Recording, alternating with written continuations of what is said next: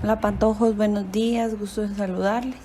Vamos a darle continuidad a la clase de Derecho Mercantil. Vamos a iniciar haciendo un repaso de todo lo relativo a los títulos de crédito. Vamos a empezar diciendo que, ¿verdad? Todo título de crédito es un documento que incorpora un derecho literal. ¿Por qué se establece que es un derecho literal? Porque cada título de crédito vale por lo contenido, es decir, lo que se encuentra inscrito en cada documento. Si ustedes quieren saber qué alcances o hasta dónde llegan los derechos que me otorga un título de crédito, debemos de revisar su contenido en sí. Luego me dice que los títulos de crédito también poseen autonomía. Esto quiere decir que los derechos y las obligaciones que surgen con motivo de un título de crédito tienen validez por sí mismo, es decir, no necesariamente tiene que existir otro documento que lo contenga o que describa algo sobre ello para que sea válido.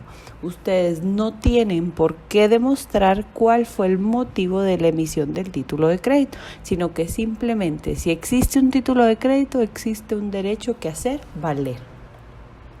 Luego vamos a hablar de que el título de crédito únicamente puede hacerse valer a través de la exhibición del título en original. Esto significa que si ustedes quieren ir a cobrar el cheque, tienen que presentarlo en original.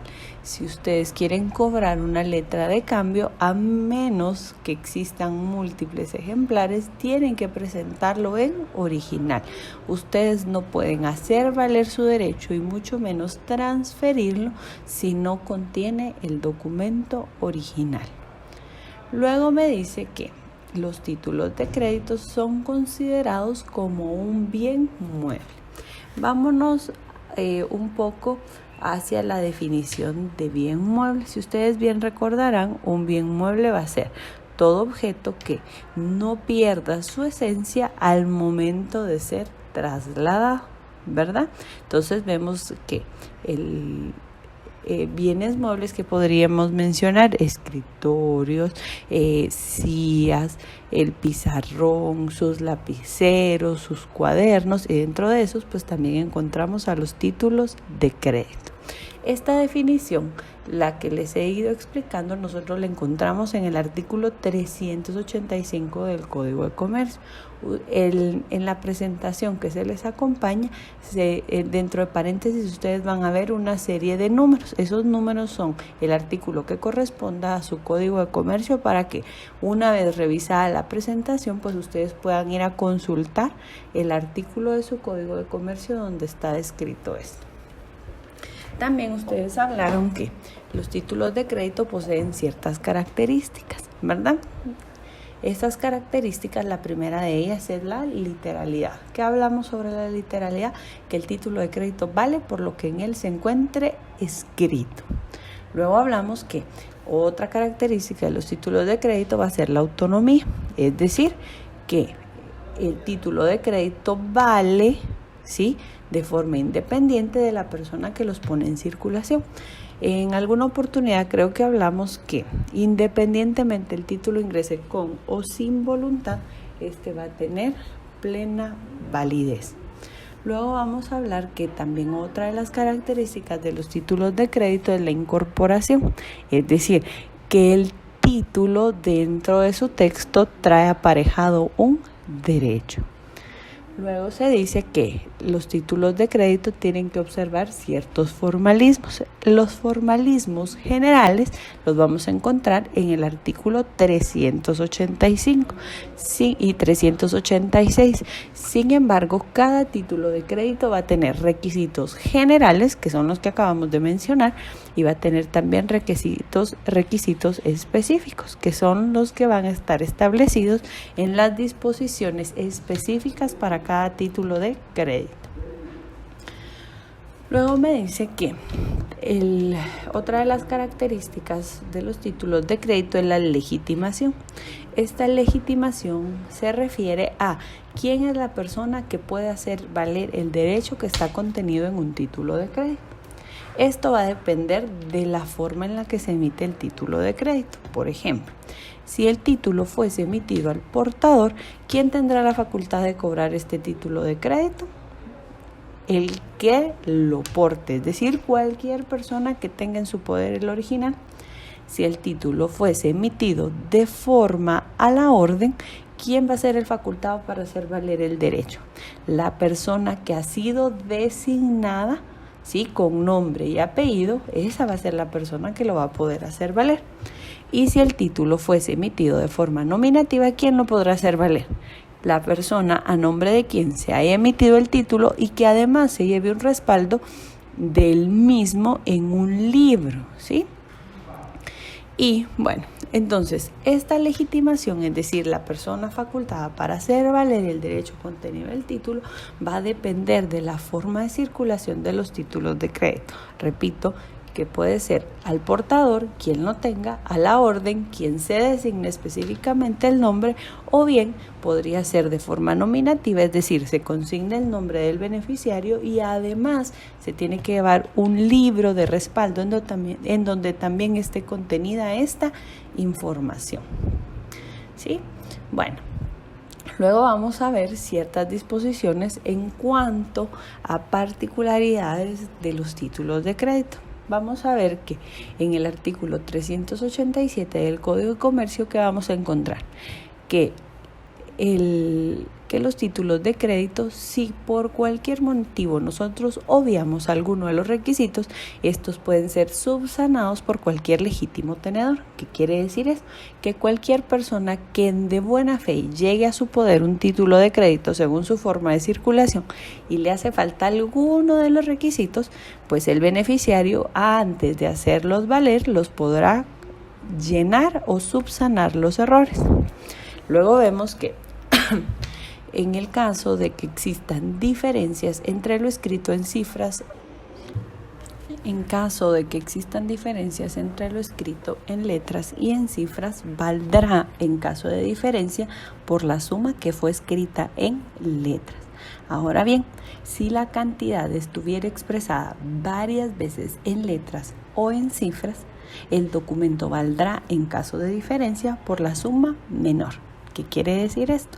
Que si en el título de crédito me aparece en números 500 quetzales y en letras me aparecen 1000 quetzales, ¿cuál de las dos será la válida o por qué cantidad me tengo que inclinar? De acuerdo con lo que establece el Código de Comercio, yo tendría en este primer ejemplo que inclinarme hacia la suma que fue escrita en letras. Ahora bien, si la cantidad me aparece varias veces escritas en cifras y en letras y existen diferencias entre ellas, pues yo tendré que inclinarme hacia la cantidad que sea la menor.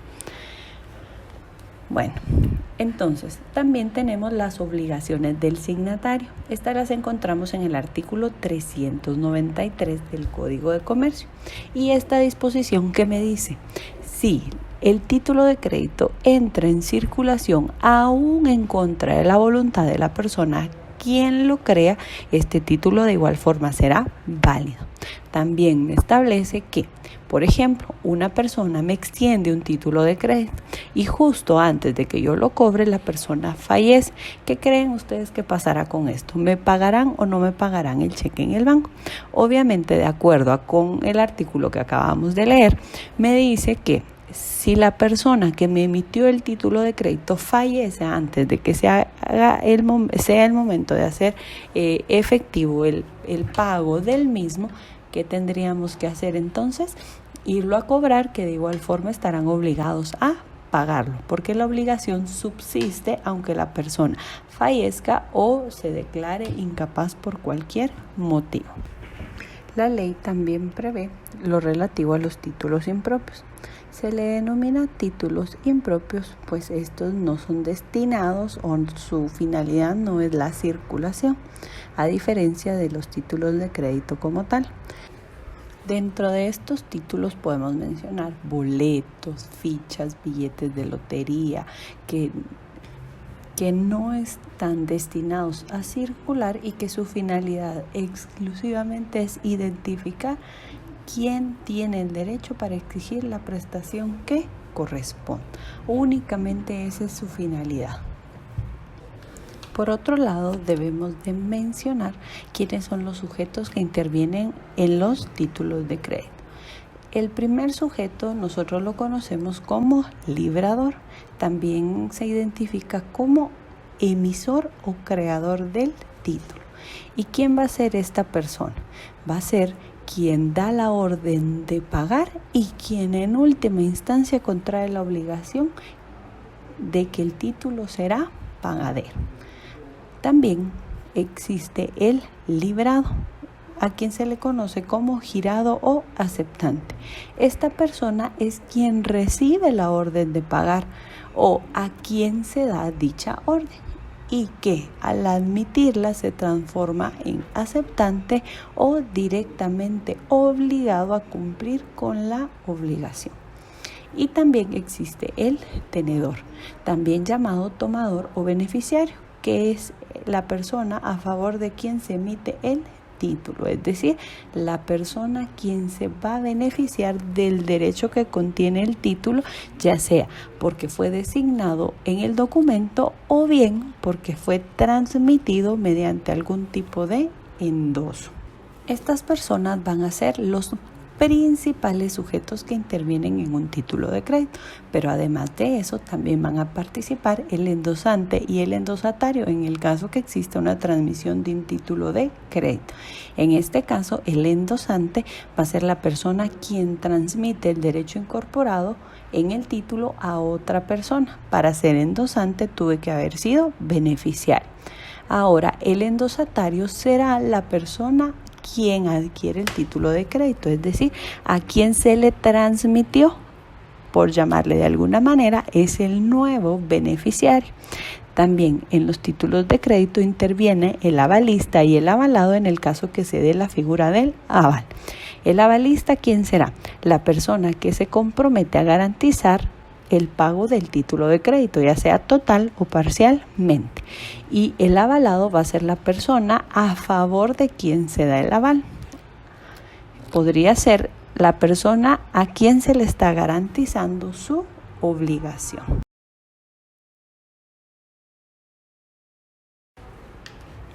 Continuamos con las formas de circulación de los títulos de crédito.